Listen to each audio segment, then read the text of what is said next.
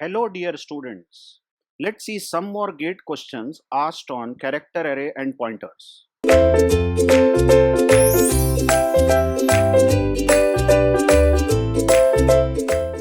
Now as you see in gate 2002 there was a question asked on character arrays.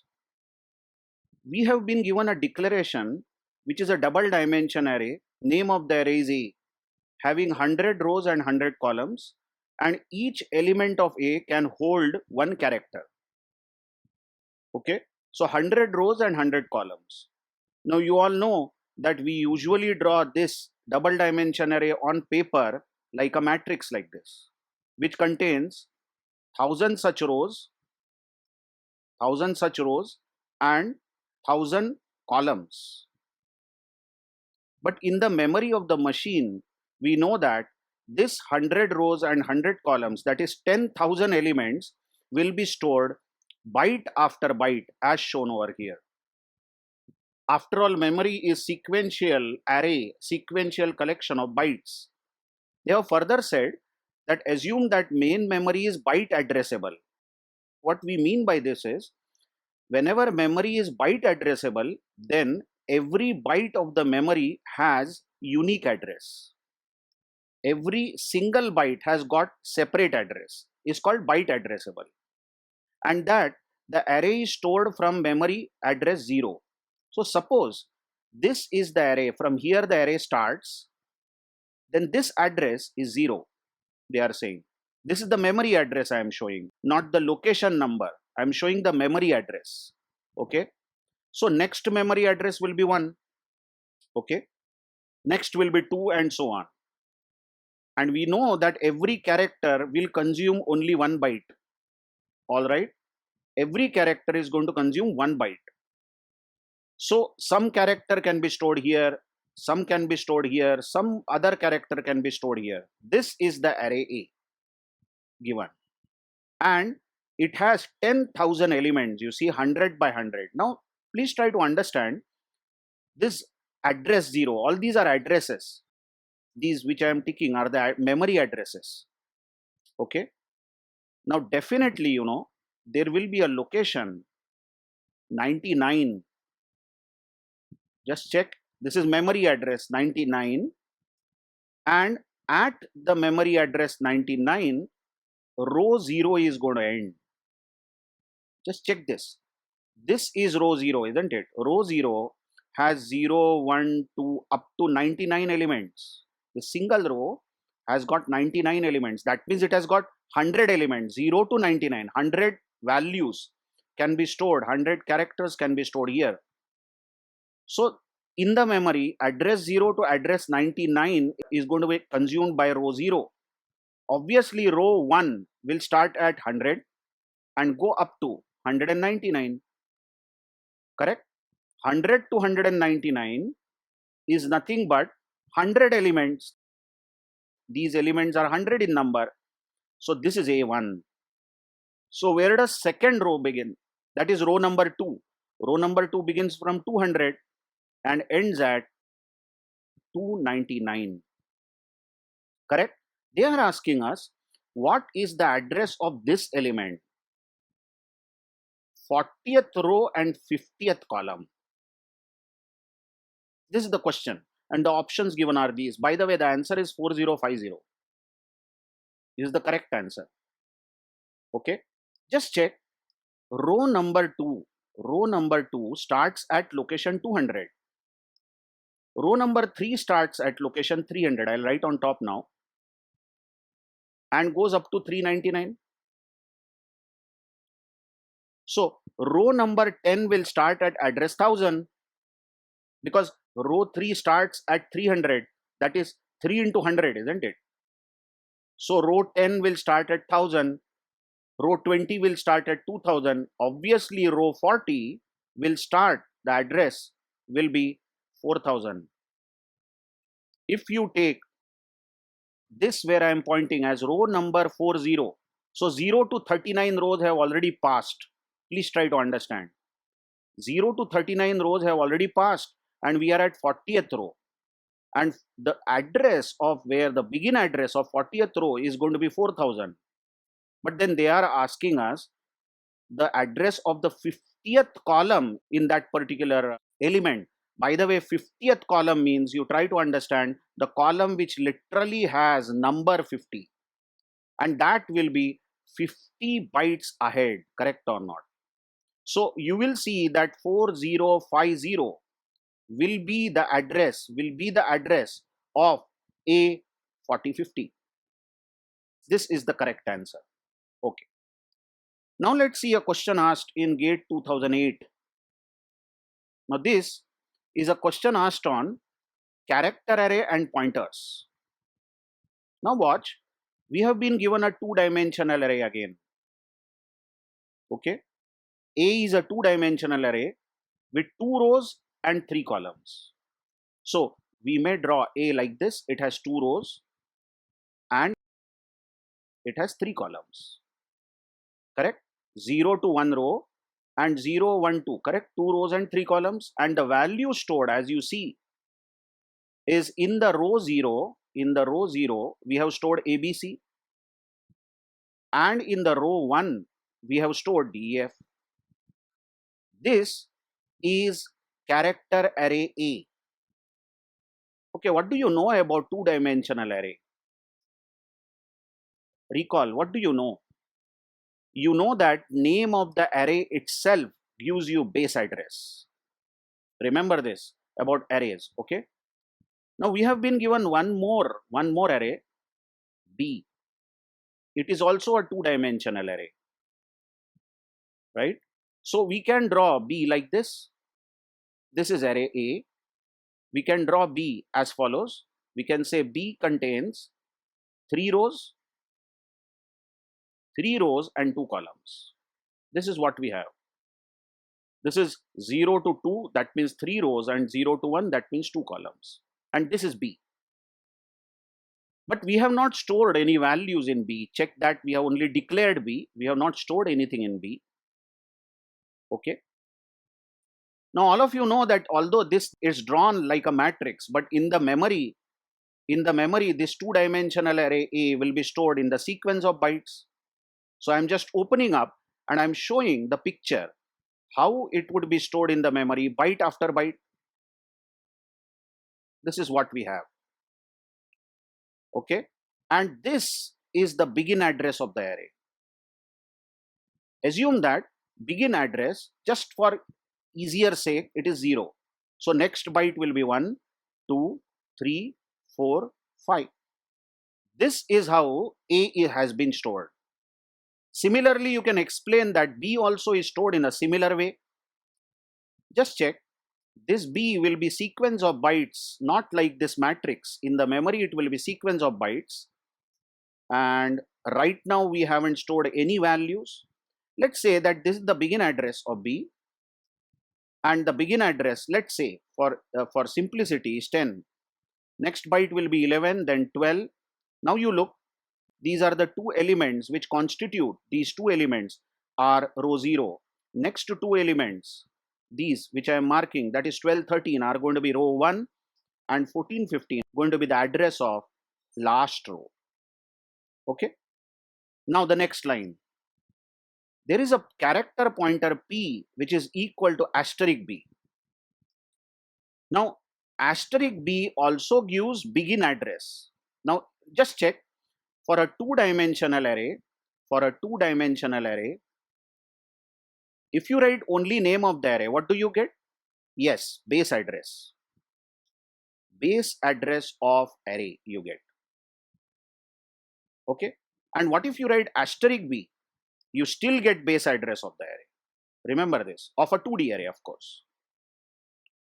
You may go back and check. We have discussed this in two-dimensional array of integers. How pointers and two-dimensional arrays are related. So even if here, instead of asterisk B, if simply B was written, even then it would have been okay. So what is pointer B pointing to? It is pointing to the base address. So we will have a pointer P which actually points to the begin address of B, and begin address of B is 10. Okay.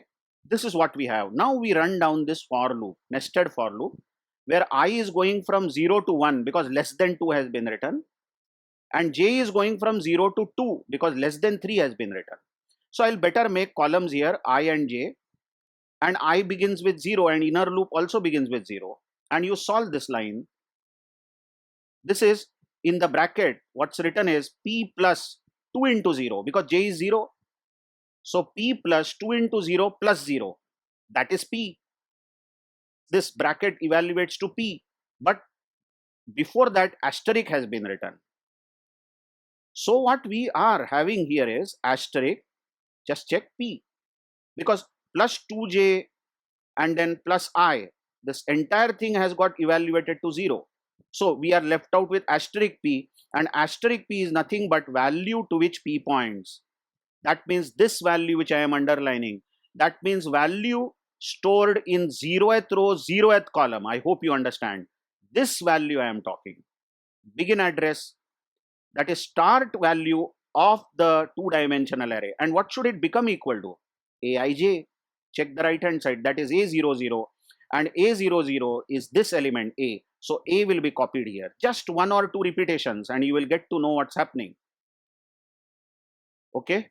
Now this inner loop will repeat, as you all know. Inner loop repeats and j becomes 1 but I remains 0. Now solve this again. This is p plus 2 into 1 because j is 1 now. So it becomes p plus 2 plus 0 because I is 0. So this becomes literally p plus 2 plus 0. I is still 0, but 2 into j becomes 2 into 1. So in the bracket over here, we have asterisk p plus 2. And you notice p plus 2 is going to advance this p by 2 bytes. Because we are talking about characters and every character consumes 1 byte. So increasing p by 2 will advance p by 2 locations. That means p is no more 10, p is now pointing to 12. And what are you assigning? You are assigning aij, that means a01. I is 0, j is 1, a01. Now notice a01 is b, this element b, and you are copying it in asterisk p plus 2. That means b will get copied over here. Saying that a was already copied in this b matrix at 0 0, but b will be copied at 1 0. Recall, this is row 1, this is row 0. Obviously c will be copied here if you run down this loop, because this loop is going to repeat for 0 2. Try it. This expression now will be p plus 2 multiplied by 2 because j is 2 plus 0, I is still 0, asterisk before this. But p, as you see, is already 10, correct? It was 10. P was not permanently increased, obviously. P was 10. So 10 plus 4 it will be now. 10 plus 4 makes it 14, isn't it? This will be 10 plus 4. So it will make it 14. This is plus 4. So 14 is the location that we are talking about now. This location will store C. That means C will be stored at 2 0 in B. Similarly, if you run down the loop for I is equal to 1 0, that is j is 0, 1 1 and 1 2, you will see that DEF will be stored in column 1. So the correct option is B. Just pointer arithmetics here, nothing fancy. Just some pointer arithmetics was used, and we have to understand this line where pointer p points to base address of a two-dimensional array. And now when you add 2, add 4, add 6, then how this new location is found out, and at that new location of B matrix, an element of A is stored. Okay, now let's see GATE 2017 question again on arrays. Okay, just see there is a pointer in this array declared called C. C is a pointer, and we have said this pointer should point to a string. So you can imagine there is some string stored over here in the memory. GATE CS IT 2017, and then backslash 0, of course, is always stored. And this C points to the base address of the string because it said that pointer you point to this string. Okay. And each of these characters will have some address because they are stored in the memory. Okay. Let's say that the address of this G is 0. For making it simple, I could have written 100, 101, 102 and so on. So these are the addresses of these cells. 2 is at 8th location, 0 is at 9th location, then 1 is at 10th, 7 is at 11th and backslash 0 is at 12. But C is storing the base address which is 0. Now it is said that there is one more pointer you watch P which is equal to C. So literally this pointer P will point wherever C points because this is one pointer becoming equal to other pointer. Okay. Now in the printf we are printing integer because %d is given. We are printing integer and look what we are printing. String length strlen, we know this function of this bracket given. Just check. First of all, let's solve this without bothering about strlen. Okay.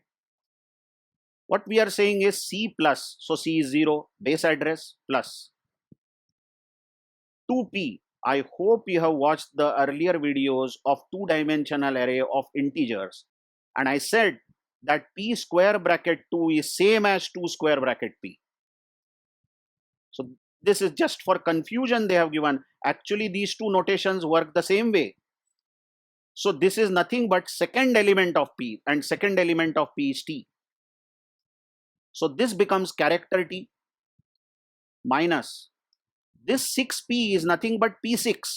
That means sixth element, that is I. So this is minus I and then minus 1. This minus 1. So this is the bracket here, 0 plus t minus I plus 1. I hope you are not surprised to say 0 plus t. This t is actually taken as ASCII code and I is also taken as ASCII code. Now don't worry, you don't have to know their ASCII codes. You are just subtracting t from I. I mean, if you are asked to subtract d from a, suppose, then you don't have to know their ASCII codes. Just see how far they are in alphabet. So if you are finding d minus a, it should be b, c, d. Oh, this should be difference of 3, you see. D minus a is 3. Of course, d is 3 characters away from a. It is b, then c, then d. So what we are trying to find out is t minus I. T minus I. You don't have to count the ASCII codes or know the ASCII codes, but how far is t from I in the alphabet? So from I am counting J, K, L, M, N, O, P, Q, R, S, T. 11 it came. This is 11. So it becomes 0 plus 11 minus 1. So that is 10. So this bracket over here evaluates to 10. I hope you agree. And now you watch strlen is given. You know that string length function will find length of the string. But the big point over here is that the brackets after strlen that you give always has address. What strlen will now say, okay, you are asking me to go to this address. So it will go to this address 10. You watch. It will go to the address 10 and from here it will start counting the characters. I hope you are understanding. strlen is always given the begin address and then it from that begin address it starts counting how many letters are there. You will know what I am talking about, don't worry.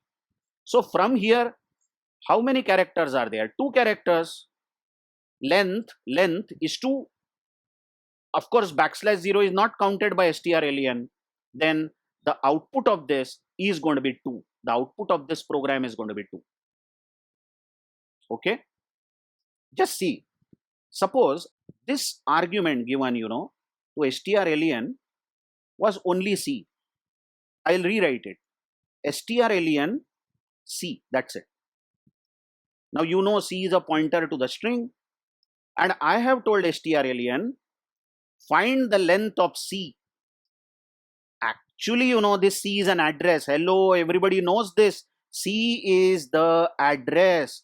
So from where will strlen start counting the characters? It will start counting characters right from here where I am ticking, and it will go up to \0. Please try to understand, strlen takes an address because every array itself is an address. When we tell strlen to find length of an array, you are giving address. Now if you watch this parameter, let me write it again. C plus 2p minus 6p minus 1. Then if you are assuming that the begin address of C is 0, and we got this as, I think, t, and this as I, and this as -1, this evaluated to 10, and 10 here is the address. So strlen will start counting the number of characters from address 10, not from the beginning, because the address you have now given is not the begin address. To strlen you have given address 10, so it will count 2. I hope you know that the output is 2 and how it was. Okay, so that's it for this video. Thank you very much.